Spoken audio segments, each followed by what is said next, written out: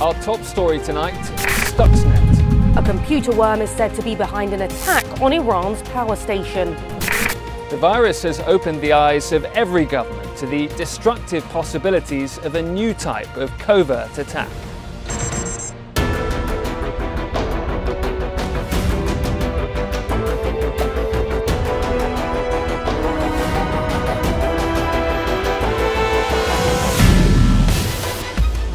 In 2011, security services around the world were stunned by the biggest cybersecurity breach to date. A computer worm called Stuxnet was the first weapon to be used against a nation, and it was made entirely from code.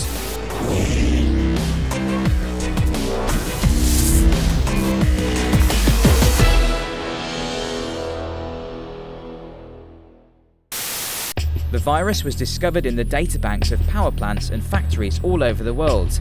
It's believed to have been released by an infected USB stick. Found to be 20 times more complex than any other, experts claim that the virus was responsible for shutting down 1,000 nuclear centrifuges at Iran's main nuclear facility, and that it set back Iran's nuclear program by 2 years. Stuxnet was not a virus created by amateurs. In fact, many security researchers think that it would have taken the resources of a nation to create.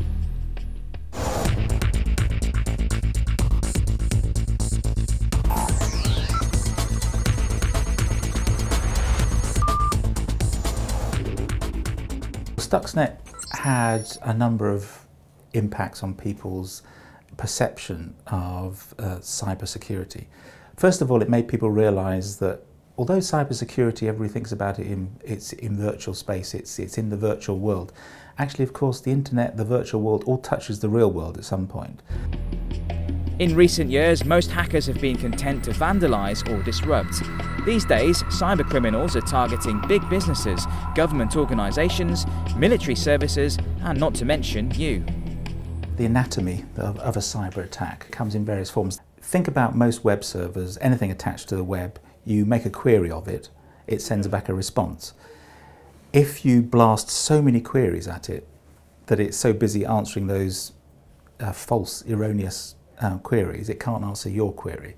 And then you have the attacks that do tend to be more sophisticated, so-called intellectual property. It can be commercial or it can be governments. And what they try and do is they will break in to networks, systems, etc. They'll look for ways of also putting malware on there so that it grants them access whenever they want.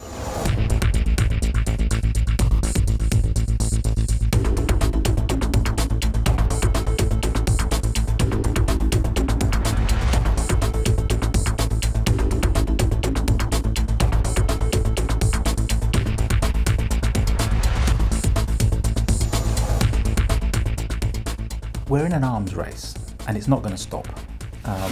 As the criminals, as people that would try and use the internet against us and do individuals, countries, organisations harm using the internet, you need an increasing number of people who think like them, who have the same skills as them, who can counter them.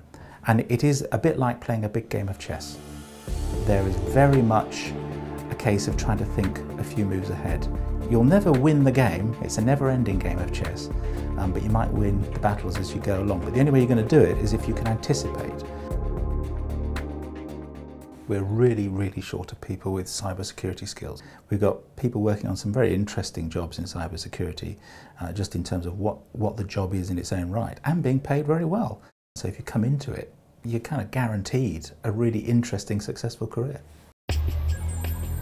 There are many types of jobs in cybersecurity. Because hackers rely on the fact that you are new and that you might not have everything in place that you need to, and that you're going to be busy getting on with setting up the company. But don't worry, we can work together on this, and I'm sure we'll move forward. Security consultants play an advisory role, helping a client to develop and implement a security plan.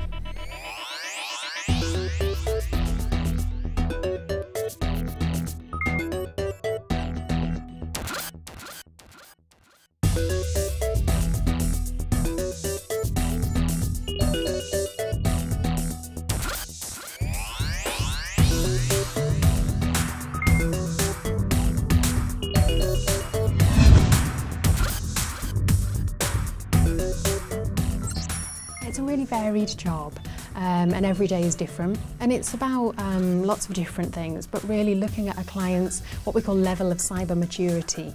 So how advanced they are in terms of cyber security, or to what extent they maybe don't understand their information and could potentially be leaking it. My background is not really technical or not in IT, but my undergraduate degree was sociology and politics.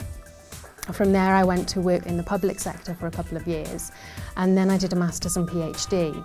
So I was contacted by somebody who was setting up an organisation, and he had heard about my work, my PhD research, and he wanted to talk to me about cybersecurity and found it just fascinating. So I kind of went from there, got hired, worked in that organisation for a couple of years, and then left about 6 months ago and set up my own company, small company. What I love the most is the challenge and the fact that there's always something new to learn, and you can be challenged in terms of something new and something technical, or a new kind of threat that's emerging. There was one organisation that actually found out that their hard drives were being sold on eBay. So their hard drives were supposed to be sent off for their data to be destroyed securely on the hard drives, but before it got to that step, before they were sent out, somebody within the organisation was stealing them and putting them up on eBay. So obviously that's theft of company property, but far worse than that was the information that was on the hard drives. We found out about it quite early on, before too much damage was done, and this, the organisation dealt with it, and the person was fired. Every organisation I work with, I've got sort of a learning curve, and it's a case of going in and finding out what they're like and what's best for them. It kind of keeps me interested, and it keeps me on my toes. And for those of you with a real eye for detail, how about a job as a cybersecurity analyst, detecting and, when necessary, preventing future cyber attacks?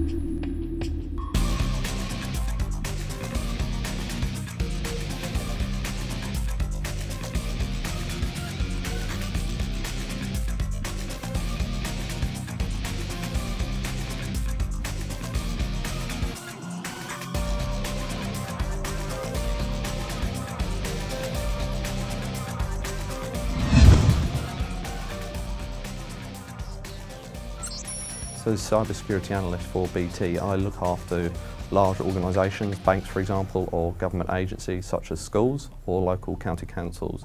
And what we do is look at the logs and alerts that are coming across their network to try and work out if there is potential viruses loose on their networks, or where there may be a distributed denial of service attack against their website.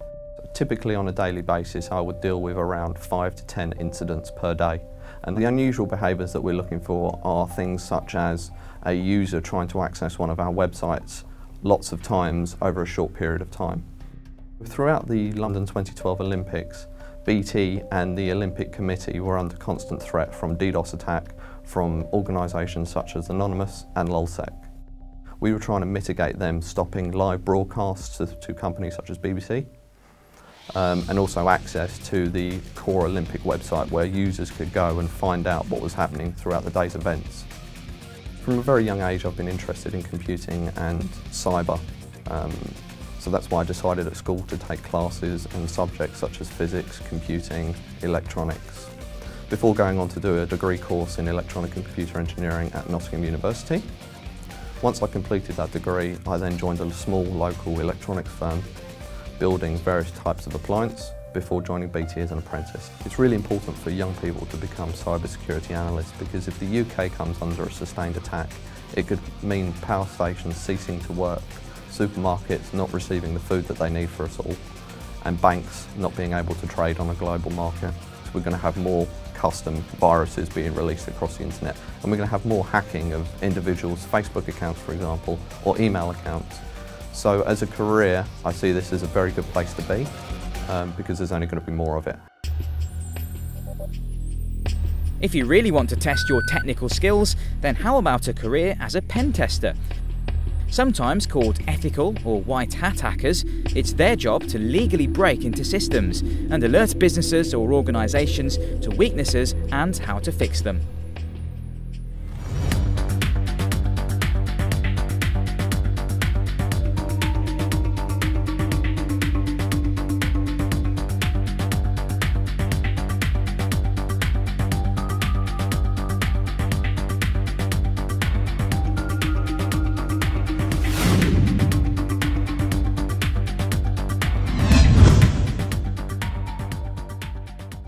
I started from sort of just curiosity and interest when I was younger. I wanted to actually make applications and make my own creations and say like I made that. And then once I started doing that, I noticed that if I didn't do something right, there was a problem.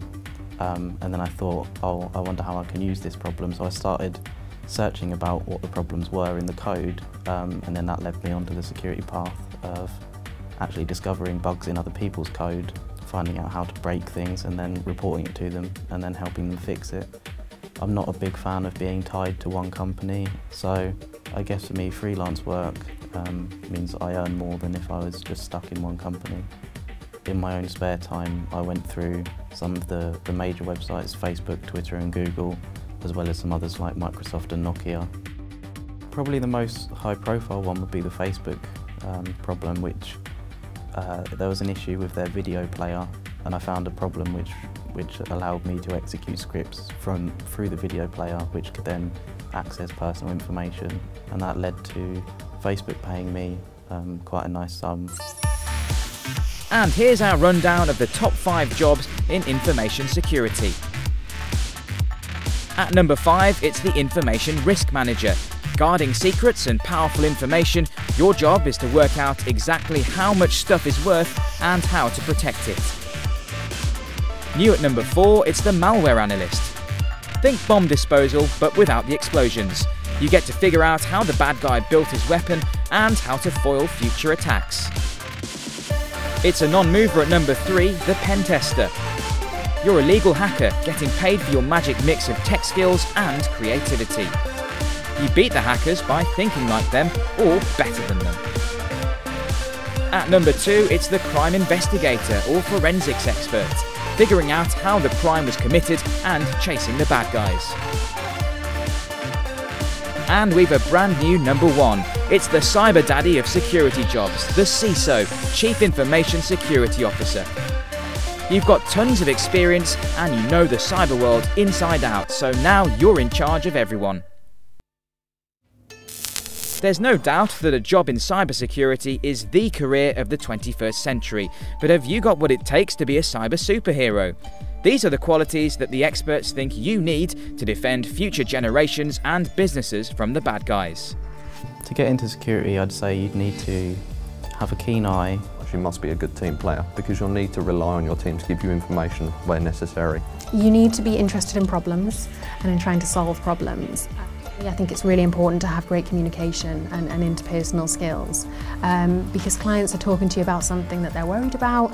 And got a good questioning mindset, so they would look for unusual behaviours and keep on questioning those until they find the answers they need. There's many different ways to get into cybersecurity. You can join organisations that run apprenticeships. Learn a couple of languages, either scripting or programming. You can join other organisations that have graduate programmes where you would need a degree, or you could join something like the Army and the Joint Cyber Unit that they have there. For choosing options, I chose IT as a double option. You can go onto the internet, download and research some software that's open source, and then use those skills in something such as a cybersecurity challenge. Or find a way of taking what interests you and having that cybersecurity angle to it. We can confidently predict that there's going to be a huge demand for this, and we're just not seeing enough people get interested in. We've got people working in an incredible range of industries. People aren't aware that there's a whole career there to be made that can could both be well paid and extremely interesting. Want to see if you've got the skills to succeed in cyber? Visit securefutures.org and take the next step to the most exciting, challenging career of the future.